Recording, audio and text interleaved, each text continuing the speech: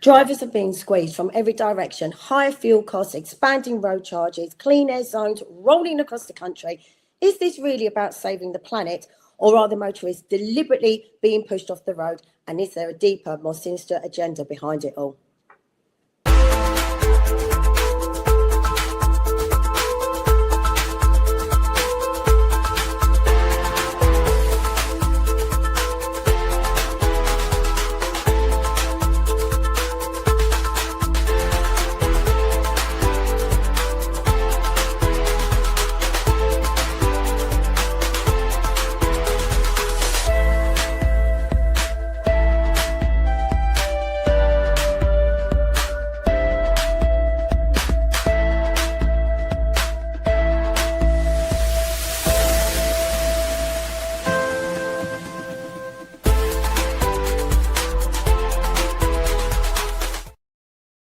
Hi and welcome to Dyer Consequences. I'm Claire Dyer here on Unprecedented TV, the channel that advocates for free speech, brings you the uncensored news and truth, and provides a space to give a voice to the voiceless. Today, we are looking at a debate that's becoming increasingly heated across the UK and also worrying, what many describe as the war on the motorists. We have rising fuel costs, road charges, clean air zones and wider policies that are aimed at cutting emissions, that are reshaping how people travel. Supporters argue that these measures are necessary to tackle pollution and meet climate targets. But critics, like myself, say the burden is falling disproportionately on ordinary drivers, families and small businesses who rely on their vehicles every single day. Across the country, many motorists say that they are under pressure like never before, from fuel duty to parking charges, the low emission zones like ULEZ and other road policies.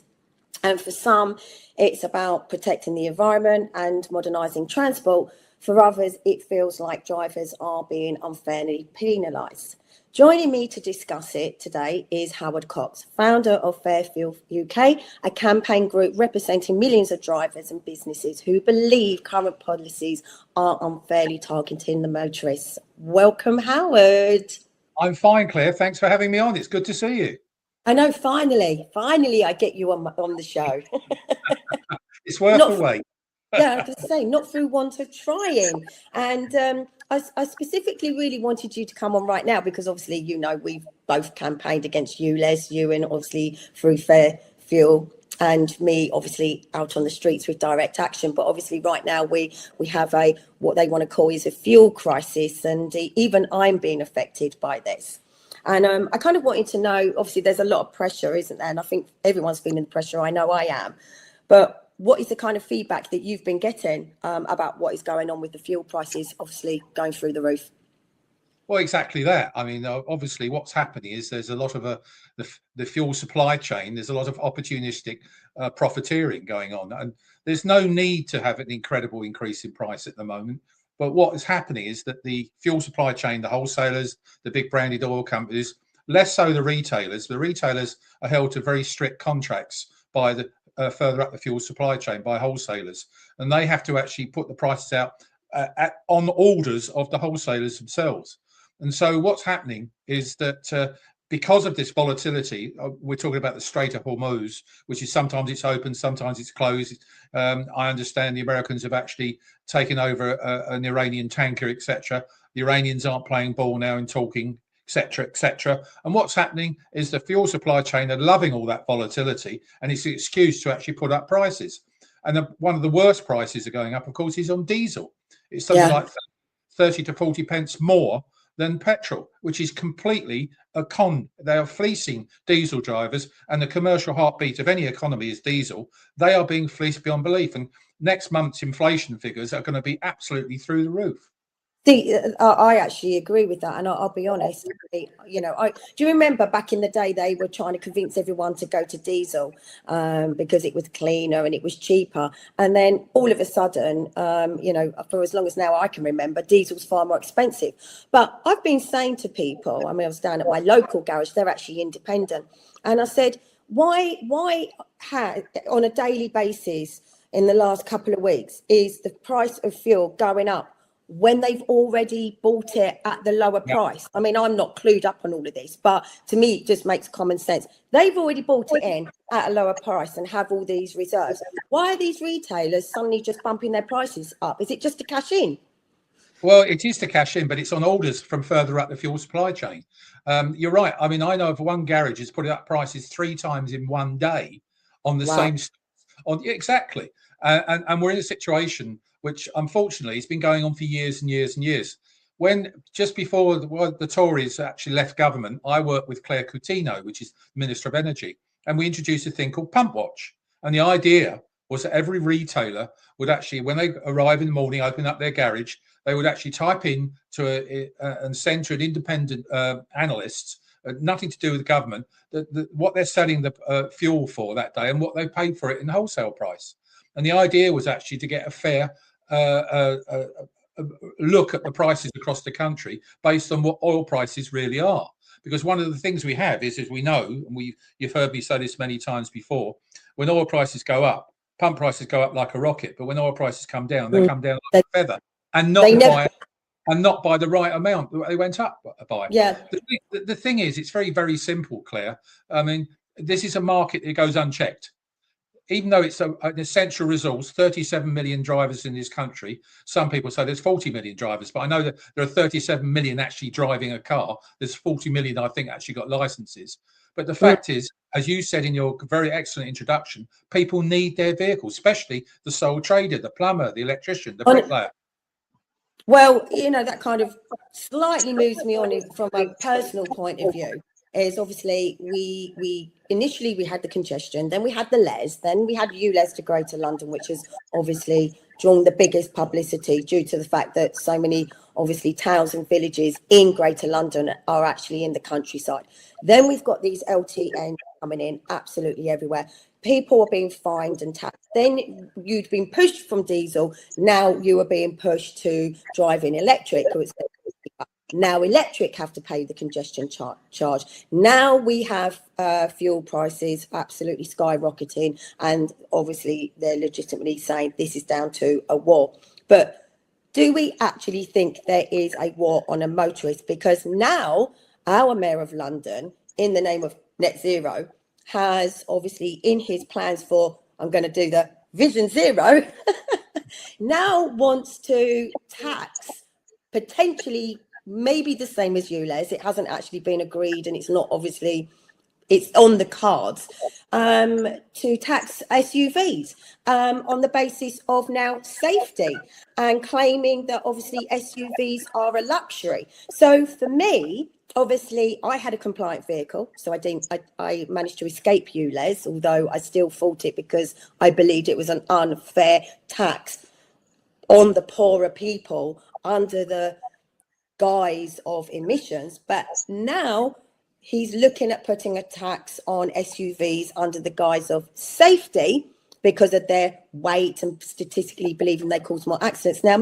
I have a diesel vehicle that is compliant, but it's an SUV, and it is a necessity for me because I have 5 children, and also I have a health condition. I live in a valley out in the countryside. So I needed the security and safety of having a 7-seater that was also a 4x4 that was going to get me around my village and beyond, when our Mayor of London has inflicted the most useless public transport we could ever have. So do you feel that this is actually, all of it's connected, and it is just a complete war on the motorists to get us off the roads and out of our vehicles? Well, of course it is. There's so many anti-driver policies. You've listed many of them: the parking, the LTNs, the ULEZs, the congestion charge, even the biased interest in parking. Because you, in certain parts of London, you have to pay more for a diesel vehicle to park. They're all. It is almost. It is. I actually call that segregation. I mean, they are absolutely, totally and utterly attacking drivers. The point is, no government has actually recognised. When I set up Fairfield UK back in 2010, at that point, if you remember, you might be young enough to remember, young Cameron and Osborne were the government with a certain Nick Clegg. There was a coalition government, and what happened, they were going to bring in a thing called a fuel price escalator, which what happened at every budget and every financial statement, so it's twice a year, fuel duty would go up by inflation plus 1 or 2 pence. And if it hadn't been for our campaigning at Fairfield UK, we've got it frozen for the last 16 years. In fact, it's gone down 10% thanks to Rishi Sunak when he ran to the hills during the general election. He did actually, before he did that, he actually reduced fuel duty by 5p. If we hadn't had that, we would be looking at something like paying it. We're upset about diesel being around about £192 today across the country, and £2.30 at motorway service stations. We would be paying £3 for diesel now.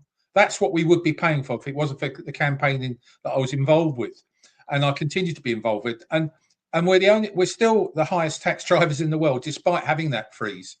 What is sad, and this is this anti-driver thing you mentioned about Sadiq Khan. He actually drives a SUV. He's got 2 of them with about 12 blokes in them, protecting his little sorry arse. The man is a complete hypocrite in all senses of the word. He simply hates the motorist. And like Ed Miliband, right in the centre of government with net zero, they're using this and making us all feel guilty as though driving a fossil fuel car. And I hate that expression, fossil fuel, because they're not fossil fuel; they're carbon-based fuels. Because we're driving those, we're all the antichrist. We're pariahs. All those sorts of things, and it's wrong. As you quite rightly say, one of the reasons why I keep going, I don't make any money out of running Fairfield UK. Never have done. It's cost me approaching the £300,000 since 2010 of my own money.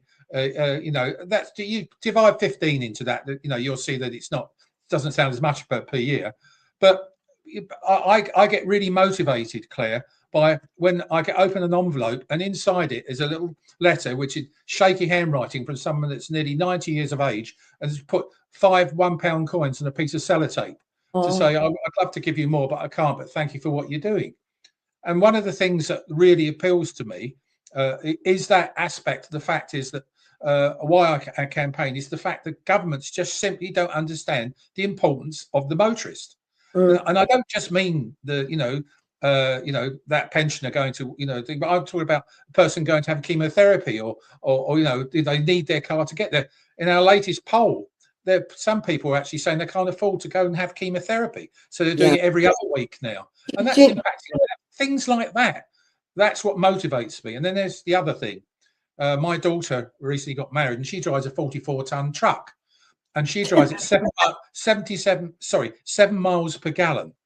Now, every time she fills up with diesel, looking at 400-litre tank, it doesn't work out that, an increase, everything that increases in fuel duty or what happens to it, it's huge amounts of money. It has to be passed on to the consumer, us little lot.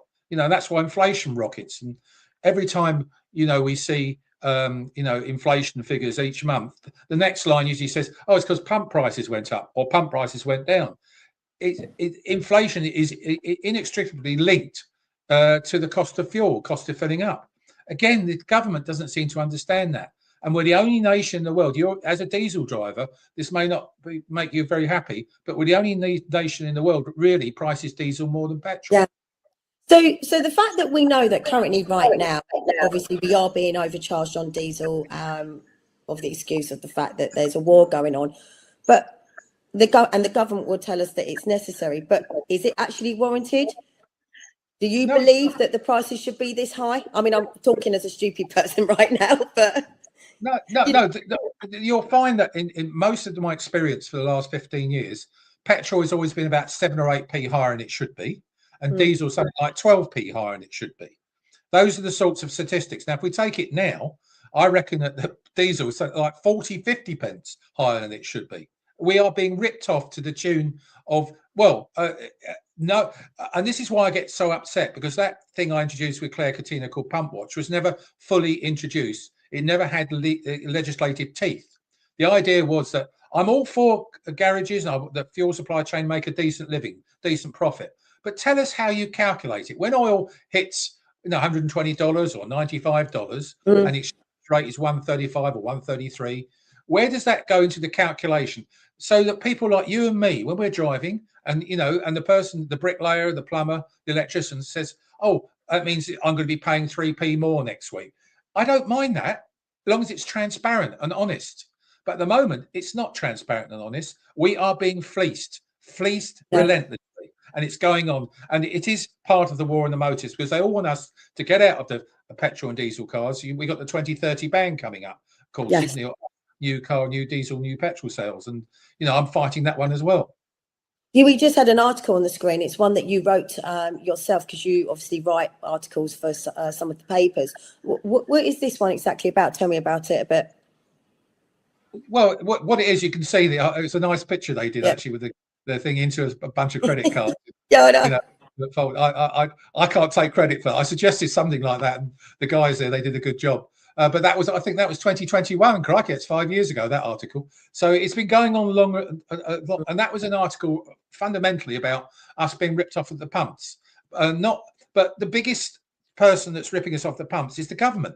Yeah. 55% of what goes into our tanks goes to the government in tax. And the most dishonest and immoral one of all is the VAT on the fuel duty itself. Yeah. So do you have any idea, just in the last few weeks, how much money the government have made on VAT through obviously fuel prices going up? I'm glad you asked that question. I just so happen to know the answer. Yeah. Do you? Can you tell me? Yeah.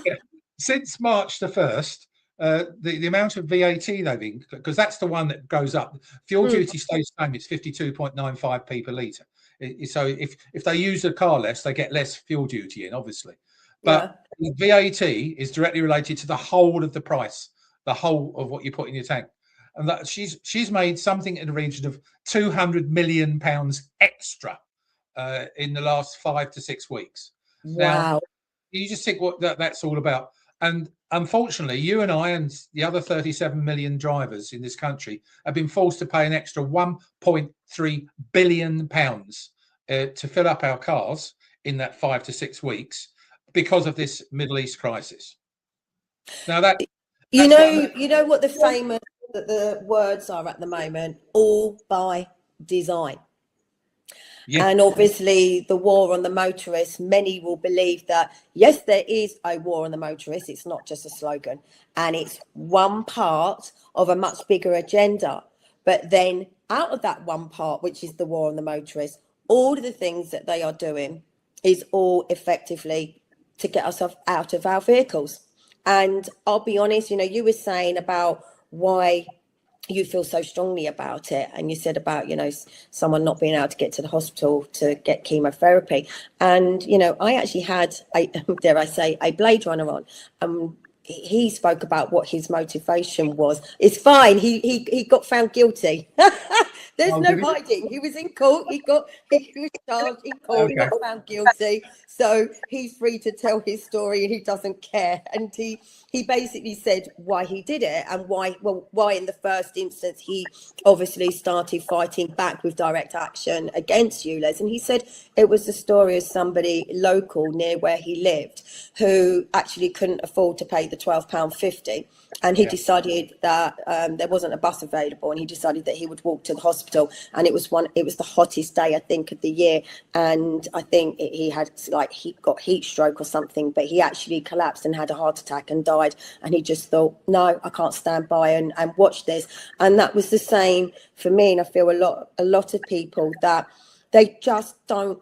I think we're so clouded by climate change and net zero, and we've got to achieve net zero by, 2030, 2040, whatever. It drives me crazy that people are losing common sense and rationale and actually thinking, it's like when they think about ULEZ. I actually had someone interview me last week for a French magazine surrounding ULEZ. And I said, if I say London, what's the imagery in your head? And he was like, well, yeah, Westminster, London Bridge, St. Paul's Cathedral. And I said, so basically the City of London. And he said, yes. And I said, but we're Greater London. So people think of us as obviously, buses, trams, taxis, tube, train stations.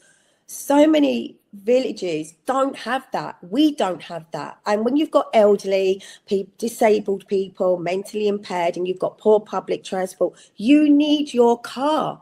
And they don't seem to care about that, do they? They don't care. And they are trying to price you out of your car any way they can. So it's taking away your freedom through your own circumstances. And I'm going to say, if this continues, he's going to price me out of my car. And I've said categorically, where I live and my health, that's my freedom taken away. I'm already limiting my drives based on how quickly I'm going through my fuel tank right now. And you're not alone on that. You're not alone on that, Claire. The point is, as you know, you and I have discussed this for many years about this freedom aspect, and we're looking at 15-minute cities. We're looking at all these sorts of things whereby they're trying to get us out of the car and control our lives. And this is a fact. This is exactly what's happening. The WEF, and then you've got the UN, we've got the WHO, we've got all these bloody acronyms that are run by, funded by billionaires and etc. These people, for some reason or another, I still don't understand the politics behind it. Someone must tell me that one day. Want to control our lives, and one of the best ways to control our lives is to keep us at home and not in our cars. Now, you're dead right. I mean, I go up to London almost 2 or 3 times a week. I live in the heart of Kent. Not far from you. Further way down in south of Tunbridge Wells. Yeah. And it only takes an hour to get up by train to Charing Cross. It's great, and then I get a tube or a cab or anything. It's dead easy to get around London where I want to go. It's easy, but the point is, I have to say this now. The way London has turned out, as we know, I stood for London Mayor, as you know, Claire, and thank you for helping out. You were very kind, supporting me in that one. And obviously it was a disaster for me, but I knew I'd lose. But the thing is, my daughter, my wife, I won't let them go to London on their own now. These sorts of things, it's a dangerous place. And where's the safest place to be? In a car. And that's nothing. Even in urban areas, be in a car. Yeah, well, we're going to continue that because we are going to go to a break. And speaking of cars, a show that you've already been on, Full Throttle.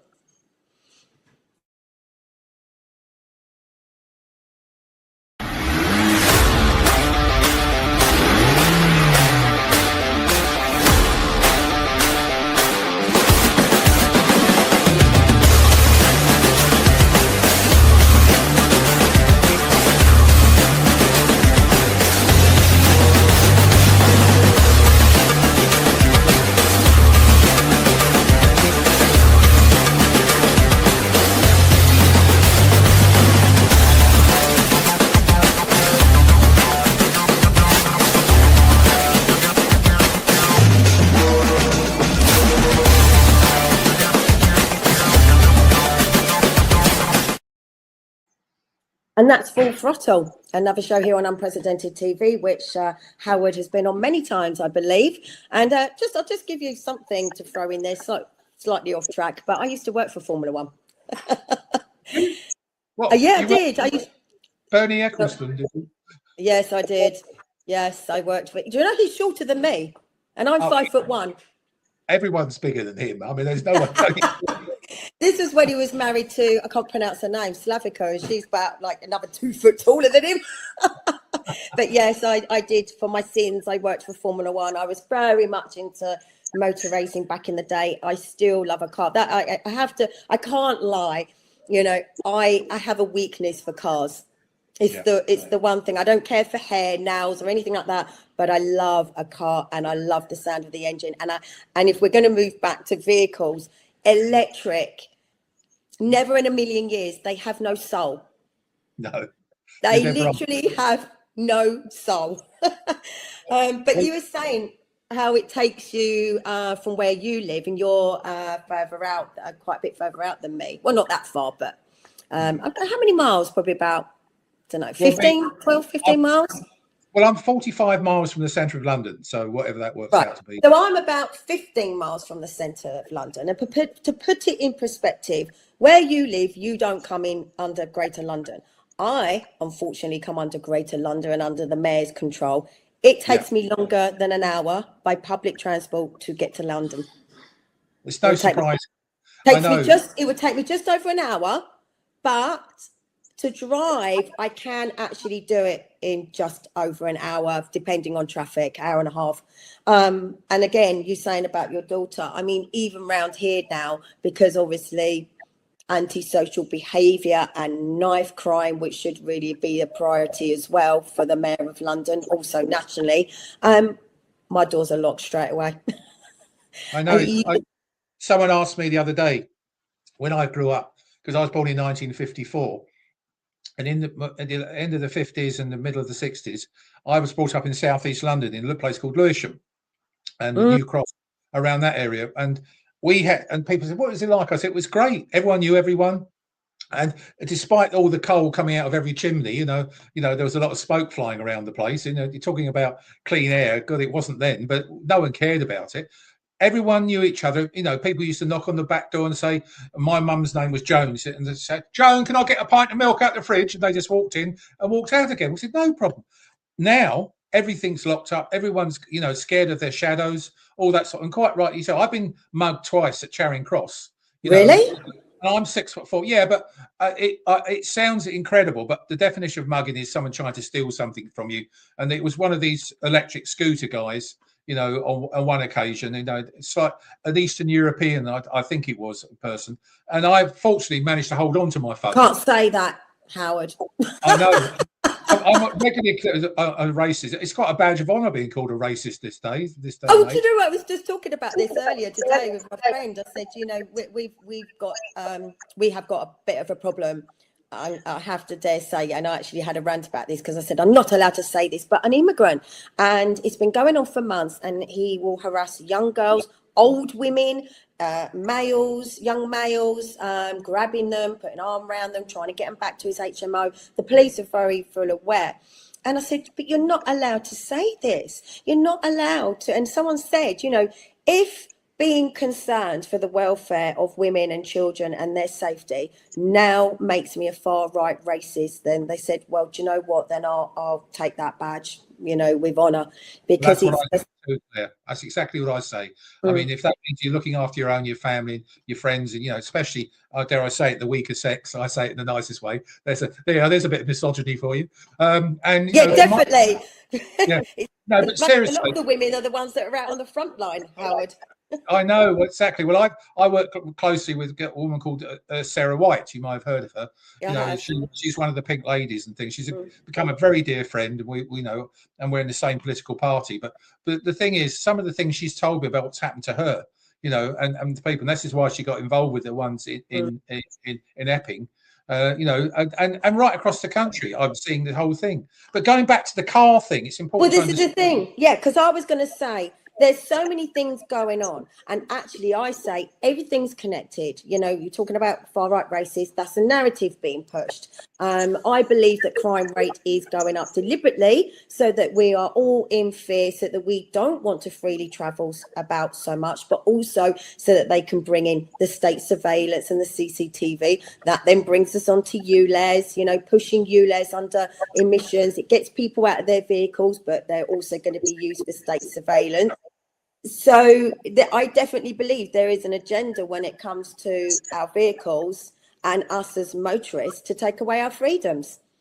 Absolutely right. I mean, that is a deliberate policy. You can see it. And if we criticize anything about that, we're, just look at the various things that are happening at the moment. When we criticize that horrible Southport murder, those 3 kids, 3 gorgeous little girls that were murdered, sliced apart by that horrible, I'm not even going to mention the guy's name because it makes me feel ill thinking about it. Anyone that criticised that was accused of being a far right thug. Look at what happened to Lucy Connolly, with that post she put out. Okay, it was a daft post, but she didn't need to be given a 30-month sentence. And all this sort of thing. I'm very close to people like Tommy Robinson, and all he's doing is highlighting the child rape gang issues. And again, I repeat, what I said right from the beginning is that the safest place to be in this, to go anywhere at the moment, is in the back of a car, not in a bus, not in a train, in a car. And that's the safest place to be. You can control where you go. You can get away quickly. All those sorts of things. And I drive in London, and I do drive a hybrid vehicle. So when it's down below 10 mile an hour, it becomes an electric vehicle, which is great. But you can't really go above 10 mile an hour in London. No, and so obviously what's on the screen now is all part of the Vision Zero, because Vision Zero is all about safety. And this is what, so people thought, oh, ULEZ, it's here, that's it, get on with it now. And I was just going to say, I actually put up the Freedom of Information request from the ONS, which said obviously one death attributed to obviously pollution. And you then get accused of, oh, so you don't care about kids' lungs and you want kids to get asthma. So there's still people that still believe in ULEZ. They believe that it's made a difference. And people thought, right, okay, that's it. My car's compliant. And there's what, I don't know, whatever figure they want to put out there. There's 2% of vehicles that are non-compliant now, and cars are becoming cleaner. Fine, great. That's all emissions, and we've all done our bit, and the air quality is so much better now. Brilliant. Let's all give ourselves a pat on the back. But now we have Vision Zero in the pipeline. And I think people need to be aware of what this actually entails. So to start with, it is SUVs, based on, as I said earlier, vehicle road accidents. So they're claiming statistically SUVs have more accidents and also cause more fatalities because of their weight, their blind spots, etc., etc. I know people are going to fall for this, Howard, aren't they? Absolutely. But Absolutely. It's interesting because electric vehicles are heavier than petrol and exactly. diesel. You know, you get it's a complete con trick. They're using this sort of thing. There's a lot of jealousy involved with this as well. I mean, I've seen that when I talk to certain civil servants in local areas. You say, "Oh, you drive an SUV? Oh, you must be rich." You know, and it's bollocks. You know, the whole thing. You as you said, 5 kids, your hubby, and I expect you've got animals or something. You know, might chuck them in there, and that sort of thing. You deserve to have it. And what is wrong with this driving what you want to drive? I get frustrated on 2 aspects. So people, you know, because I'm 71 years of age, and I'm in a situation now where they're talking about me testing me every 3 years, you know, this sort of thing. And, you know, I get fed up the back teeth behind a little car that's doing on a 60-mile-an-hour road in the country, doing about 25 mile an hour. Jenny's my wife here in the room with me at the moment. She'll tell you, both of us actually swear like filio. Sorry, do you know what I hate, Howard? I Yeah. hate someone that's driving a sports car like an Aston Martin or a Maserati or I don't go for the cliches, the Lamborghinis. I like the unique cars, and they have got taste. And and I'm like, you're driving at 30 miles an hour. If you can't drive that car how it's supposed to be driven, then you should be honoured the luxury of driving it. That car deserves to be driven.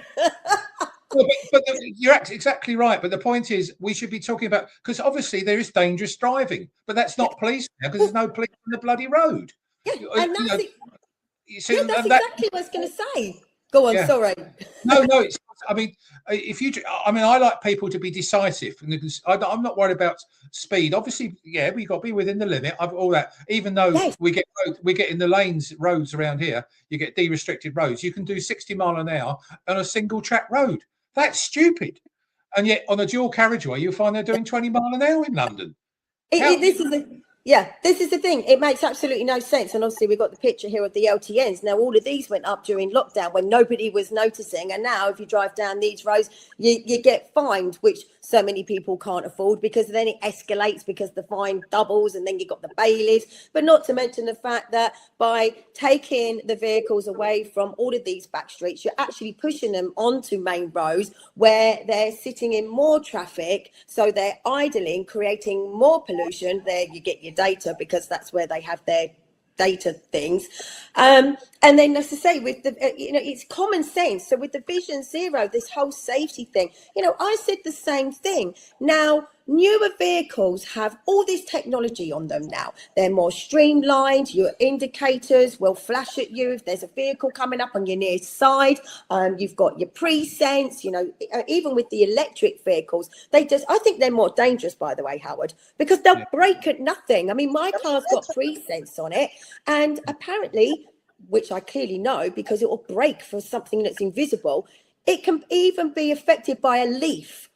Now, all of a sudden, your car just suddenly slamming on the brakes, so to argue the fact that, we're going to have to potentially tax SUVs, a daily charge, like ULEZ, potentially. It's not obviously a given yet, but knowing the way things go, based on safety and obviously accidents, I call absolute bull on that, because then what about 17-year-olds who've just passed their test?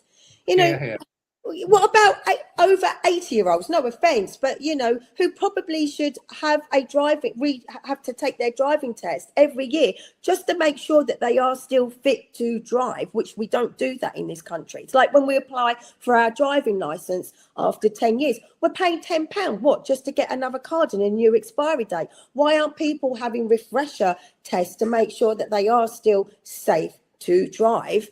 So at the end of the day, it comes down to, you're either going to drive sensibly or you're not. You're either going to drive within the speed limit or you're not. That to me would suggest what causes the accidents. And then, like you said, ironically, electric vehicles are now potentially heavier than most of these other vehicles on the road. So that's where I would see that heading, because all the people that drive electric right now are kind of thinking, well, they're laughing, aren't they, when it comes to the fuel duty right now and how much we're having to pay for petrol and diesel, going, oh, it costs me 50p to charge my car, ha ha ha, but now at some point they're paying road tax, they're paying congestion charge. So sooner or later, if Vision Zero goes through with this tax on SUVs, it'll be, well, actually electric vehicles are heavy as well and they can cause fatalities, so we're just going to have to put you into the mix as well. People aren't seeing it, aren't they? Well, it's this book and cover situation. I don't care what age you are. You've got to be fit to drive. Everyone should be tested, in my opinion, on a regular basis.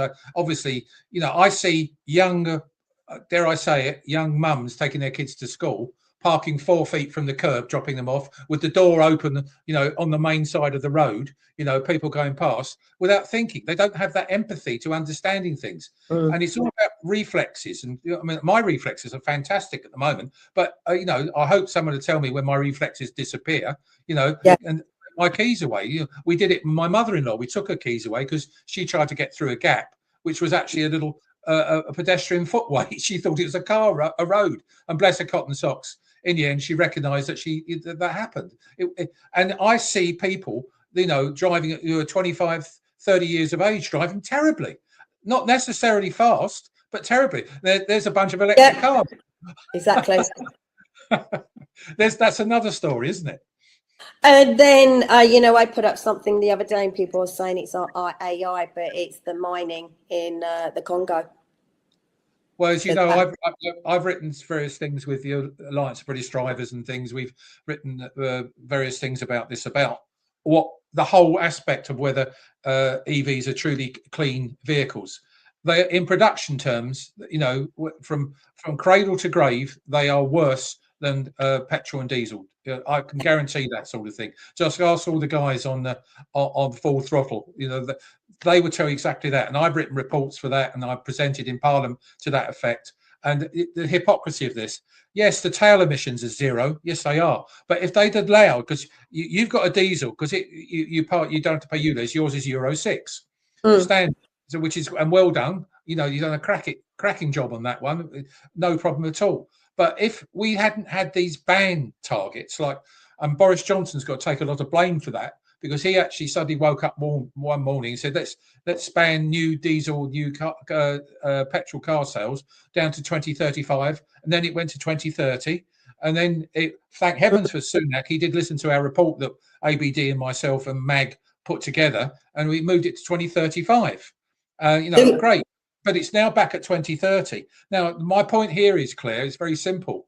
If they weren't these bans, the motoring industry would actually carry on making cleaner vehicles. We'd be at Euro 7 or Euro 8 by now, and we will be using our own resources here, i.e. our own fracking and our drilling in the North Sea.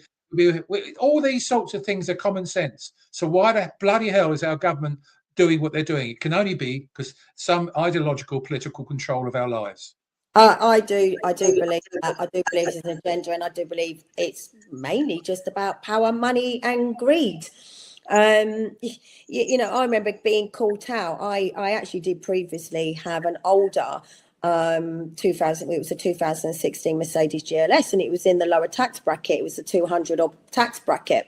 And obviously the reason being was because I remember the government basically saying that any vehicle that was made after 2016, that was obviously less emissions, they would put them in the lower tax bracket rather than in the higher. I think it was around about £500. So obviously the car manufacturers started making their cars, obviously their vehicles, a lot cleaner. So then when it came to buy my next SUV, I actually checked it on the government site and it still said it was the same tax bracket until I came to take it off the forecourt.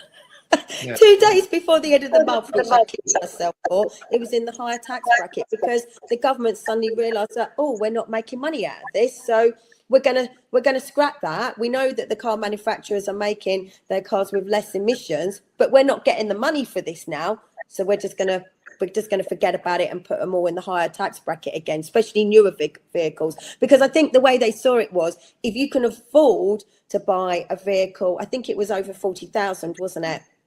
Then surely you can, surely you can afford to pay the higher amount. So they just lumped it on, not because it was necessary for it. And it's all of these things are the same. I mean, we've had obviously another one of your articles come up about, obviously they're just trying to price us out of the vehicles. We've had the picture of you on the back of the trike at a ULEZ demonstration back in the day.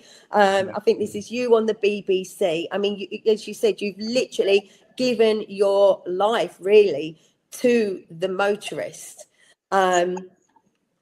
As I said, I think it's one of the biggest things in what we believe is the agenda that is first at this point in time is going to take people's freedoms away first before we even move on to things like digital ID and currency.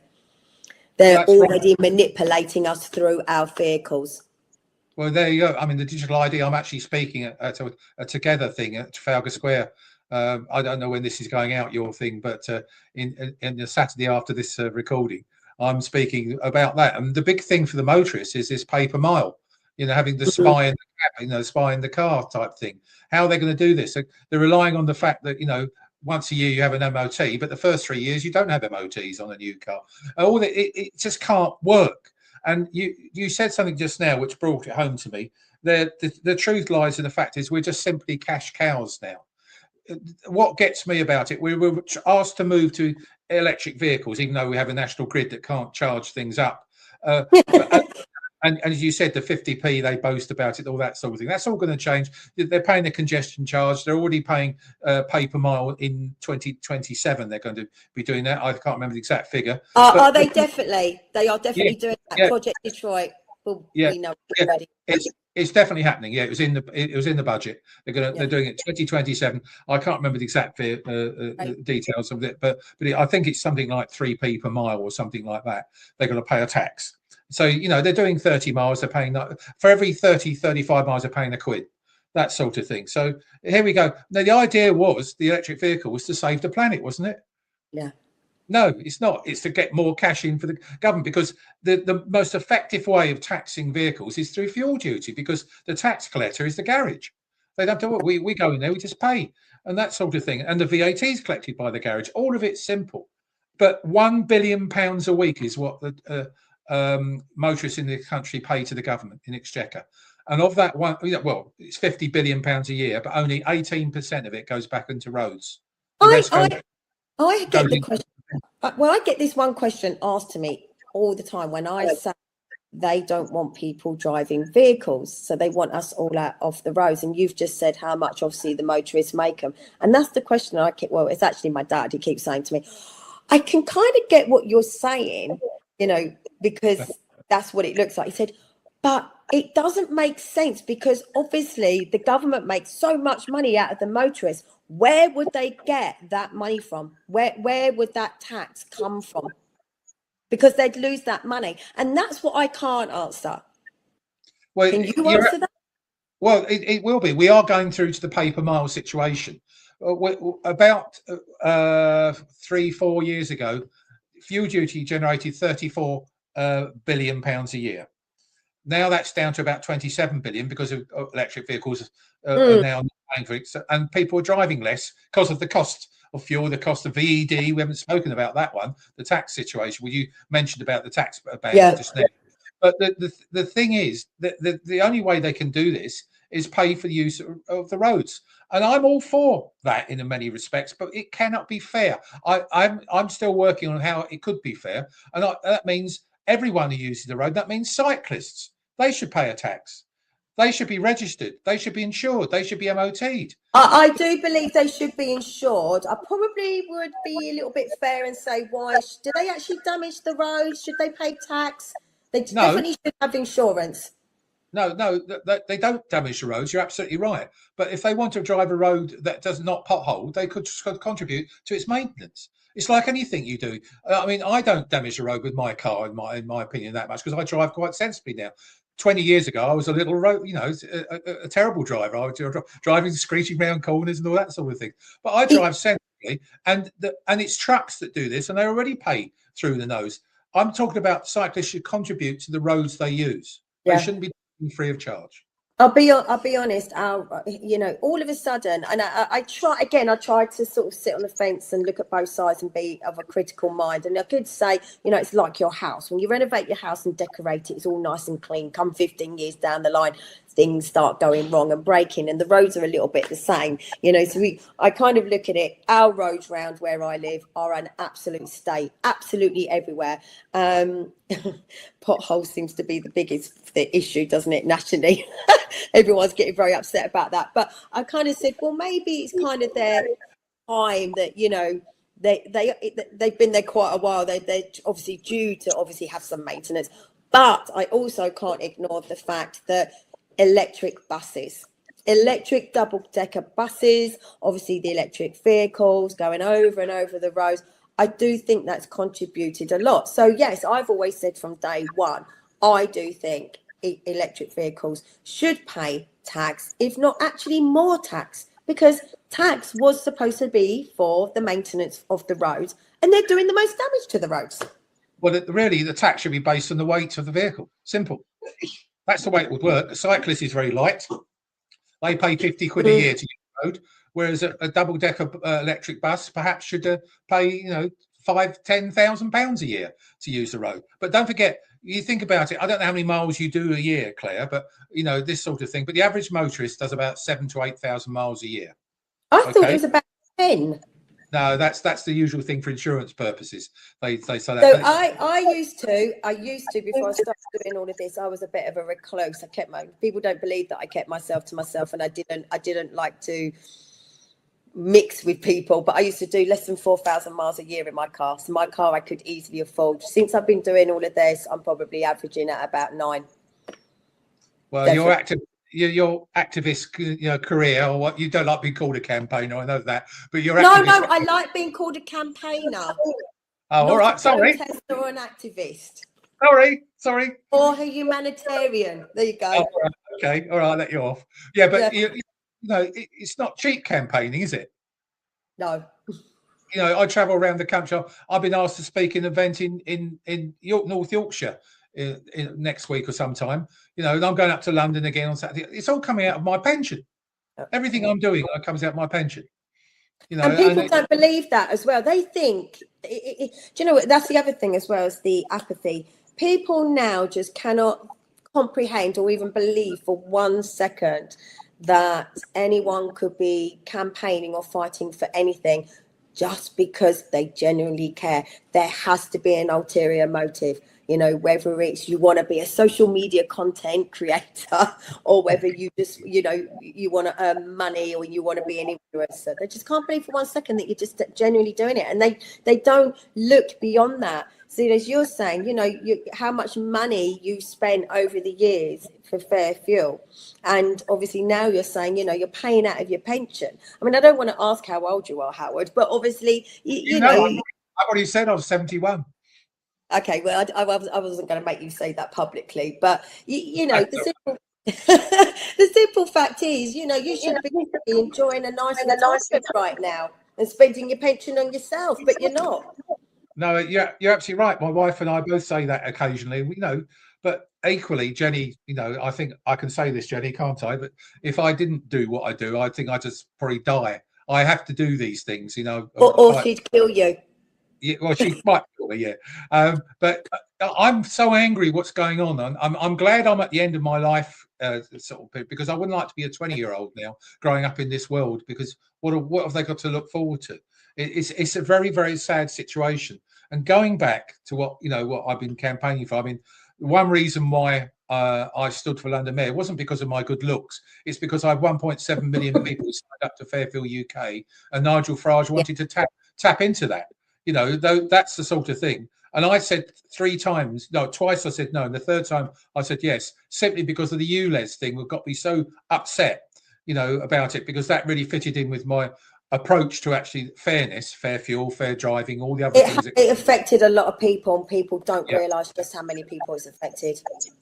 Yeah, and the other thing also is this whole lie about, you mentioned about one person actually having a death certificate for actually dying of poor air quality. Manipulated.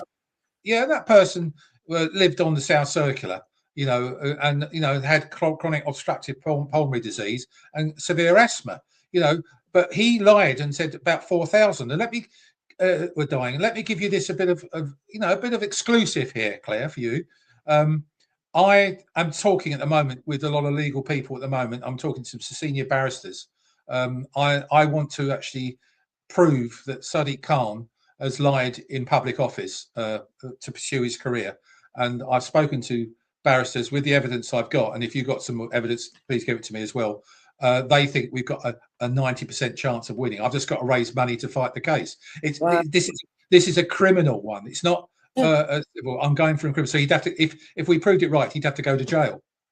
And it probably wouldn't be the only thing as well, because obviously when it comes to TfL and it comes to other things regarding ULEZ, there's been a lot of other crimes committed, whether that's the unlawful lasing ULEZ signage, and also I would hazard a guess, possibly, I'm not going to categorically state this because I don't want to get done for slander, even though I know the truth, fraud and perjury within the courts when they've actually caught someone for criminal damage to the cameras committing fraud and perjury in court. Well, those are the sorts of things I need to come and talk to you about if you know that. But the other one, of course, is what the evidence. The other thing also is that I've done a lot of measurement of air quality at roadside and down in the underground, the tube, and he's quite happy to take money from people to go down the tube at 4,000% more particulate pollution down at the platform level compared to up roadside above. Now, and it meets European standards of acceptable emissions at roadside, but it's 4,000% more down at the platform. And how can that be fair? Why is he not introducing, like the Russians have in their tube system, massive air conditioning filtering system? Because he doesn't care. It's not about air quality. It is about an agenda. Howard, we have run out of time, but I did want to quickly say to you, there was a couple of things. Right, first of all, do you believe that the government are going to ration fuel for the motorists and also for the planes, jet fuel? Certainly for the planes, jet fuel is much more of a problem that comes through the Straits of Hormuz and through the Red Sea. But not necessarily for the motorist. Not at the moment. I think we're still, the supply is no problem at all at the moment coming to it. The issue we do have is, of course, we import a lot of diesel that comes from Holland and from America. So that's the only problem we have. And it's not on the cards in the next couple of weeks. Yeah, well, we're fine. Right. The other question as well is obviously, talking about the Mayor of London, he is chair of C40 Cities, and obviously he is signed up to the World Economic Forum and Agenda 30. So what do you think about net zero? Give me one line, because we are running out of time. Well, my simple thing is net zero is complete sham, complete lie. It's a fantasy project, and it's going to bankrupt our country. Final question. As the government is obviously also, doesn't matter what government it is, what party, they are also signed up to the World Economic Forum, global agenda for pushing net zero. Where does that actually leave Fairfield future with negotiating with the government when there obviously really is a net zero agenda to push forward? Well, at the moment in time, most of my Fairfield UK campaign has been with the Conservative government, and it was very successful. I have to say thank you to Rachel Reeves. I've never thought I'd say this publicly. for the last two budgets, she has actually frozen fuel duty because of what I do with the petitioning, what I do and get MPs. But unfortunately, you can see that petition there, 130,241 signatures delivered to, and they couldn't say no to that. The problem we have is that she's promised to put it up again in the autumn budget, and that's what I'm fighting for now. So Fairfield UK is always going to keep fighting for the motorist. Brilliant, thank you. And we have run out of time, Howard, and thank you so much for coming on and for joining me and sharing your perspective on this. It's been a huge pleasure, Claire. Good luck to you. Your career in television. No way, no chance. Thank you. So, the debate around what many call the war on the motorist clearly isn't going away anytime soon, from rising fuel costs and road charges to the expansion of clean air zones. These policies are literally changing how millions of people travel and live, and not in a positive way.